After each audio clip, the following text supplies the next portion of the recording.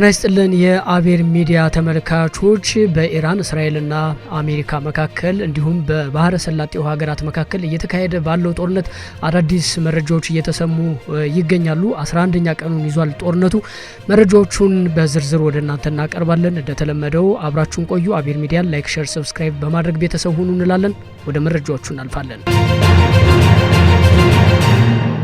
የእስራኤል ወታደራዊ የሳተላይት ጣቢያ በሂዝቦላህ የረጅም ርቀት ሚሳኤል መመታቱ ተዘገበ። በቤት ሽመሻ አቅራቢያ በሚገኘው የሃኢላ ሸለቆ ውስጥ በእስራኤል ጦር ጥቅም ላይ የሚውል የኤስኤኤስ የሳተላይት መገናኛ ተቋም በሂዝቦላህ ተተኩሷል በተባለ የረጅም ርቀት ሚሳኤል ጥቃት ከፍተኛ ጉዳት ደርሶበታል።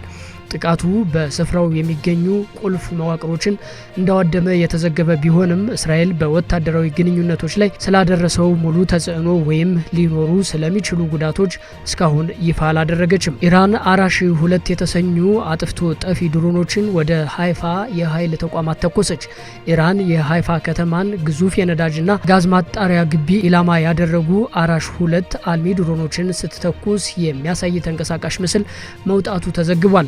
ጥቃቱ የእስራኤል ቁልፍ የኃይል መሰረተ ልማቶች ላይ ያነጣጠረ ሲሆን ይህም በአካባቢው ያለውን ውጥረት ይበልጥ ያባብሰዋል የሚል ስጋት መኖሩ ነው የተነገረው። የኢራን አብዮታዊ ዘብ IRGC ጦርነቱን የማስፋፋት ነጻነት አለን፣ ደህንነት ወይ ለሁሉም ይኖራል ወይ ደግሞ ለሁሉም አይኖርም፣ የዚህን ጦርነት ፍጻሜ የምንወስነው እኛ ነን ሲል ገለጸም። የአብዮታዊ ዘቡ አዛዦች አክለውም ጥቃቱ የሚቀጥል ከሆነ ጦርነቱን እንደሚያስፋፉና የሆርሙዝ ሰርጥን በመዝጋት ቀጠናዊ ስጋት እንደሚፈጥሩ አስጠንቅቀዋል። ይህም ለፕሬዝዳንት ትራምፕ ማስጠንቀቂያ የተሰጠ ምላሽ መሆኑን ፋርስና አልጀዚራን የመሳሰሉ የዜና ምንጮች ዘግበዋል። በሊባኖስ የኢትዮጵያውያን ስደተኞች መጠለያ አጥተዋል ተባለም። በሊባኖስ በሂዝቦላህና በእስራኤል መካከል እየተካሄደ ያለው ጦርነት መባባሱን ተከትሎ በመቶ ሺዎች የሚቆጠሩ ሰዎች ከቀያቸው ሲፈናቀሉም ኢትዮጵያውያን ስደተኞች ለከፍ አደጋ መጋለጣቸው እየተነገረ ነው።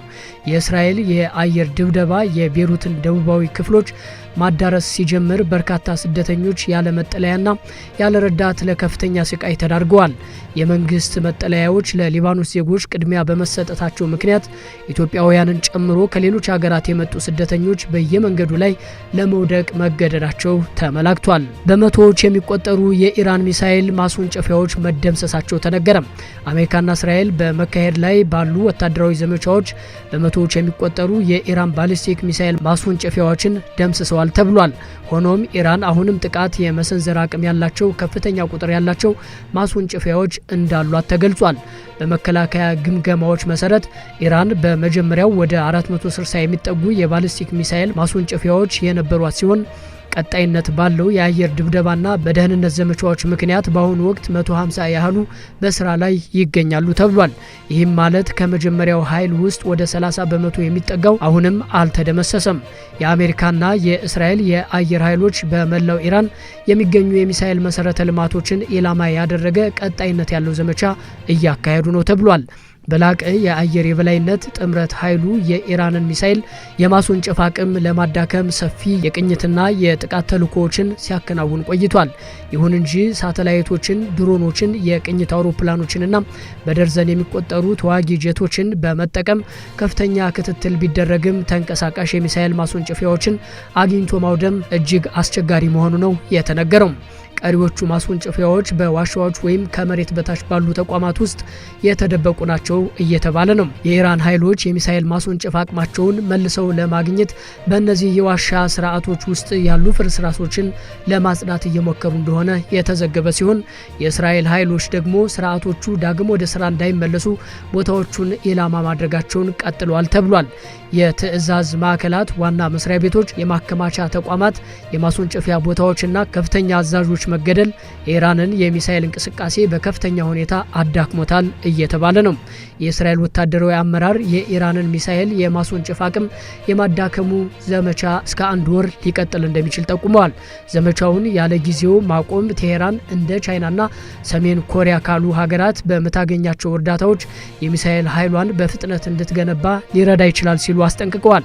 ኢራን ከፍተኛ ኪሳራ ቢደርስባትም ወደ እስራኤል ብቻ ሳይሆን ወደ ባህረ ሰላጤው ሀገራትም የባሊስቲክ ሚሳኤል ጥቃቶችን መሰንዘሯን ቀጥላለች።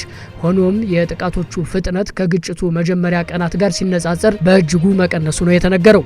የተባበሩት አረብ ኤምሬትስ ያወጣው መረጃ እንደሚያመላክተው እስከ ማርች 8 ድረስ ወደ 238 የሚጠጉ የኢራን ባሊስቲክ ሚሳኤሎች ወደ ኤምሬትስ የተተኮሱ ሲሆን ከፍተኛው የቀን ቁጥር በአንድ ቀን ውስጥ 17 ሚሳኤሎች ደርሶ ነበር። ወታደራዊ ተንታኞች እንደሚሉት ቀሪዎቹን ማስወንጨፊያዎች ማውደም ከመጀመሪያው የዘመቻ ምዕራፍ የበለጠ ጊዜ ሊወስድ ይችላል። ኢራን አብዛኛው የማስወንጨፊያና የትዕዛዝ መዋቅሯን ካጣች በኋላም ወደ ሆስፒታሎች መግባታቸውንም ሚኒስተሩ አስታውቋል። 95 ያህሉ በሆስፒታል ውስጥ ይቆያሉ፣ 11 የሚሆኑት በከባድ ሁኔታ ላይ ይገኛል፣ ዝግጁ መሆን አለባቸው ሲል በቤሩት የሚገኘው የአሜሪካ ኤምባሲ አስጠንቅቋል።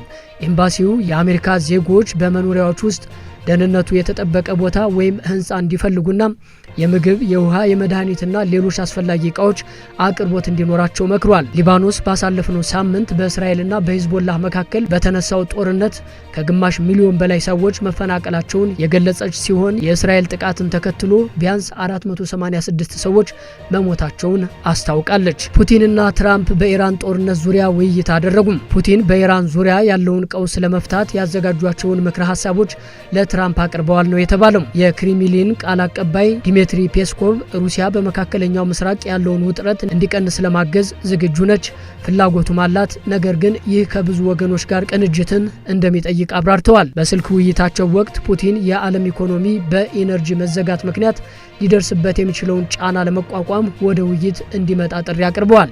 የዋይት ሀውስ ምንጮች በበኩላቸው ፑቲን በኢራን ዘመቻና በአሜሪካ አቅም መደነቃቸውን ለአሜሪካቻቸው ገልጸውላቸዋል ተብሏል።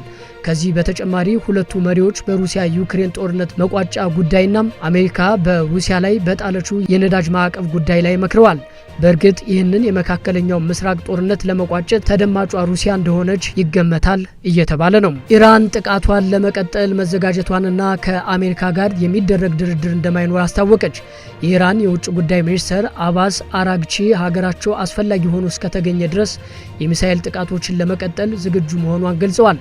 ሚኒስተሩ ከአሜሪካ ጋር የሚደረግ ማንኛውም አይነት ድርድርም ከአጀንዳ ውጭ መሆኑን በይፋ አስታውቀዋል። አባስ አራግቺ ለአሜሪካው ፒቢኤስ የዜና አውታር በሰጡት ቃለ ምልልስ ኢራን ጥቃቷን ለመቀጠል ያላትን ቁርጠኝነት ገልጸው ድርድርን በተመለከተ የቀረበውን አማራጭ ውድቅ አድርገዋል። ይህ የኢራን መግለጫ የወጣው ፕሬዝዳንት ዶናልድ ትራምፕ ከኢራን ጋር ያለው ጦርነት በጣም በቅርቡ ያበቃል ካሉ በኋላ መሆኑ ተጠቁሟል። 5 የኢራን የሴቶች ብሔራዊ የእግር ኳስ ቡድን ተጫዋቾች በአውስትራሊያ የፖለቲካ ጥገኝነት ተሰጣቸው። ተጫዋቾቹ ቀደም ሲል በእስያ ዋንጫ ጨዋታ ሲደረግ የሀገሪቱን ብሔራዊ መዝሙርን ለመዘመር ፈቃደኛ አልነበሩም።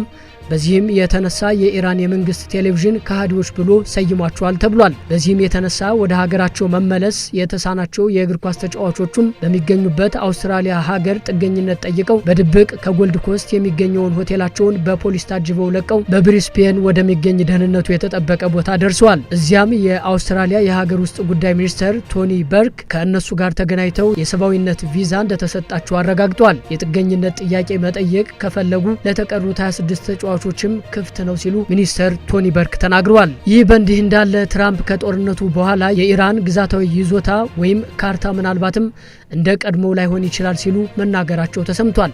የአሜሪካው ፕሬዝዳንት ዶናልድ ትራምፕ ከኢራን ጋር እየተካሄደ ስላለው ጦርነትና ስለ ቀጣዩ የቀጠናው ዕጣ ፈንታ ለጋዜጠኞች መግለጫ ሰጥተዋል። ፕሬዝደንቱ የአሜሪካ ጦር የኢራንን የባህር አየርና የሚሳኤል አቅም ክፉኛ በመምታት መላውን የክፋት ግዛት ደምስሰነዋል ሲሉ ተናግረዋል። ከጦርነቱ ማብቂያ በኋላ የኢራን ግዛታዊ ይዞታ ወይም ካርታ ከፍተኛ የጂኦፖለቲካዊ ለውጥ ሊያስተናግድ እንደሚችልና የኢራን ካርታ እንደ ቀድሞው ሊቀጥል እንደማይችል ፍንጭ ሰጥተዋል ተብሏል። በትራምፕ ቃል መሰረት የአሜሪካ አሁን ያለውን የኢራን አመራር ሙሉ በሙሉ የማስወገድ ፍላጎት ያላት ሲሆን በቀጣይም ህዝቡን ወደ ጦርነት የማይመራ ከአሜሪካ ጋር የሚያስማማ አዲስ መሪ በመምረጥ ሂደት ላይ የአሜሪካ ሚና ከፍተኛ እንደሚሆን አመልክተዋል። ቀደም ሲል የኩርድ ተዋጊዎች በኢራን ላይ በሚደረገው ዘመቻ እንዲሳተፉ ፍላጎት የነበራቸው ቢሆንም አሁን ግን የጦርነቱን ውስብስብነት ከግምት ውስጥ በማስገባት የኩርዶችን ተሳትፎ እንደማይፈልጉና ጉዳት እንዲደርስባቸው እንደማይሹ ገልጸዋል። ፕሬዝዳንቱ በጦርነቱ ምክንያት የተከሰተው የነዳጅ ዋጋ ጭማሪ ጊዜያዊ መሆኑን ጠቅሰው ጦርነቱ እንደተጠናቀቀ ዋጋው በጣም በፍጥነት እንደሚቀንስ ያላቸውን እምነት ገልጸዋል። በተባበሩት አረብ ኤሚሬትስ የሚገኘው ትልቁ የነዳጅ ማጣሪያ በድሮን ጥቃት ምክንያት ስራ አቆመም። በተባበሩት አረብ ኤሚሬትስ የሚገኘውና በሩዋይስ የኢንዱስትሪ ቀጠና ውስጥ የሚገኘው የሀገሪቱ ትልቅ የነዳጅ ማጣሪያ ፋብሪካም በደረሰበት የድሮን ጥቃት ሳቢያ ለጥንቃቄ ሲባል ስራ ማቆሙን ብሉምበርግ ጉዳዩን የሚያውቁ ምንጮችን ጠቅሶ ዘገበም። የአቡዳቢ ብሔራዊ የነዳጅ ኩባንያ በነዳጅ ማጣሪያ ላይ የደረሰውን ጉዳት እየገመገመ መሆኑን የጠቀሱት ምንጮቹ ጉዳዩ ገና ይፋ ባለመደረጉ ስማቸው እንዳይጠቀስ ጠይቀዋል። የሩዋይስ የነዳጅ ማጣሪያ በቀን 922,000 በርሜል ነዳጅ የማጣራት አቅም ያለው ተቋም ነው። ይህ የድሮን ጥቃትና የተቋሙ መዘጋት በመካከለኛው ምስራቅ በፋርስ ባህረ ሰላጤ አካባቢ በሚገኙ የኃይል ማመንጫና የነዳጅ ተቋማት ላይ እየደረሰ ካለው ተከታታይ ጥቃትና መስተጓጎል ጋር ተያይዞ የመጣ ነው። ባለፈው ሳምንት ሳውዲ አረቢያ ትልቁን የነዳጅ ማጣሪያ ፋብሪካዋን የዘጋች ሲሆን ኳታርም በተመሳሳይ በድሮን ጥቃት ምክንያት በዓለም ትልቁ የሆነውን የተፈጥሮ ጋዝ መላኪያ ተቋሟን መዝጋቷ ይታወሳል። አድኖክ ከብሉምበርግ ለቀረበለት የማብራሪያ ጥያቄ እስካሁን ምላሽ አልሰጠም። የአቡዳቢ ሚዲያ ቢሮን ጠቅሶ የተባበሩት አረብ ኤሚሬትስ ቀደም ብሎ እንደገለጸው በሩዋይስ የኢንዱስትሪ ቀጠና በሚገኝ አንድ ተቋም ላይ በደረሰ የድሮን ጥቃት የተቀሰቀሰ የእሳት ቃጠሎ ለመቆጣጠር ጥረት እየተደረገ እንደነበር ገልጿል። ቀጠናው የማዳበሪያ ፋብሪካም የኬሚካል ተቋማትና የኃይል ማመንጫዎችን የሚይዝ ሲሆን አንድ ትልቅ የነዳጅ መላኪያ ተቋምም በአቅራቢያው ይገኛል ተብሏል። ሲፒጂ በኢትዮጵያ የታሰሩ ሴት ጋዜጠኞች በአስቸኳይ እንዲፈቱ ጠየቀም። ዓለም አቀፉ የጋዜጠኞች መብት ተከላካይ ሲፒጂ ዓለም አቀፍ የሴቶች ቀንን ምክንያት በማድረግ ባወጣው መግለጫ የኢትዮጵያ መንግስት በእስር ላይ የሚገኙትን ጋዜጠኛ መስከረም አበራንና ገነት አስማማውን በአስቸኳይ እንዲፈታ ጥሪ አቀረበም። ተቋሙ የመስከረምና የገነት እስር በተለይ በፖለቲካና በግጭት ዙሪያ የሚዘግቡ ሴት ጋዜጠኞችን ለማሸማቀቅ የሚደረግና ጋዜጠኝነትን እንደ ወንጀል የመቁጠር አደገኛ አካሄድ መሆኑን በጽኑ ተችቷል። እነዚህ የበይነ መረብ ጋዜጠኞች ከአማራ ክልል ግጭት ጋር በተያያዘም በሰሯቸው ዘገባዎች ሳቢያ ለ3 ዓመታት ለእስር መዳረጋቸውንም ሲፒጂ አስታውሷል። በሽብር ወንጀል የተከሰሱት ሁለቱ ጋዜጠኞች በመጪው ሚያዝያ 23 ቀን መከላከያ ምስክሮቻቸውን ለፍርድ ቤት ያቀርባሉ ተብሎ ይጠበቃል። ሲፒጂ እንደገለጸው የሴት ጋዜጠኞች መታሰር በኢትዮጵያ ያለውን የፕሬስ ነጻነት ወደ ኋላ የሚመልስና በሙያው ላይ የተሰማሩ ሴቶች ላይ ከፍተኛ የስነ ልቦና ስጋት የሚፈጥር ነው ብሏል። ትግራይ ተወላጆች ከሰሜን ኢትዮጵያ ለቀው እንዲወጡ እያደረገ ነው ተባለም። አዲስ የጦርነት ስጋት የትግራይ ተወላጆች ከሰሜን ኢትዮጵያ ለቀው እንዲወጡ እያደረገ ነው ሲል የፈረንሳይ ዜና አገልግሎት ኤኤፍፒ ዘገበም። የዜና ወኪሉ በትግራይ ክልል መዲና መቀለም በእኩለ ሌሊት የጀርባ ቦርሳና ሻንጣ የያዙ በርካታ ወጣቶች ወደ አዲስ አበባ የሚወስዷቸውን አውቶቡሶች በማፈላለግ ላይ መሆናቸውን መመልከቱን ገልጿል። የመካከለኛው ምስራቅ ቀውስ ዓለምን እያነጋገረ ባለበት በዚህ ወቅት በቀይ ባህር ቀጠና በአፍሪካ ቀንድ ሌላ ግጭት እያንዣበበ እንደሚገኝና የፌዴራልና የትግራይ ኃይሎች በሰሜን ኢትዮጵያ ድንበር አካባቢ ዳግም ኃይላቸውን እያከማቹ መሆኑን ዘገባው አመላክቷል። እንደ ዘገባው ገለጻ ትክክለኛው ቁጥር ባይታወቅም ከጦርነቱ በፊት የ6 ሚሊዮን ሕዝብ መኖሪያ ከነበረችው ከትግራይ ክልል በመቶዎች የሚቆጠሩ ሰዎች በየቀኑ በአውቶቡስና በአውሮፕላን እየወጡ ይገኛሉ። በመሬት መንሸራተት የአንድ ቤተሰብ አባላት ሕይወት አለፈም። በደቡብ ኢትዮጵያ ክልል ጋሞ ዞን ቦንኬ ወረዳም በደረሰ ድንገተኛ የመሬት መንሸራተት አደጋ የአንድ ቤተሰብ አባላት የሆኑ 3 ሰዎች ሕይወታቸው ማለፉ ተገለጸም።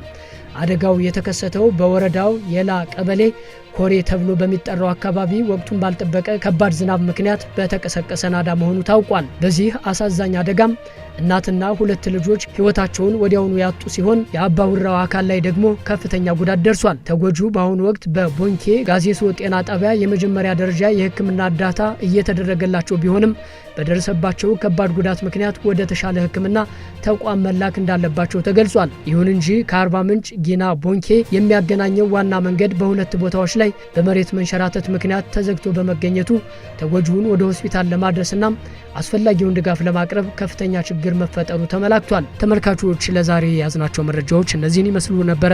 በሌላ መረጃ ተመልሰን እንመጣለን። በያላችሁበት ጥሩ ጊዜ ተመኘን። አቤል ሚዲያን ላይክ፣ ሼር፣ ሰብስክራይብ አድርጉ። እናመሰግናለን።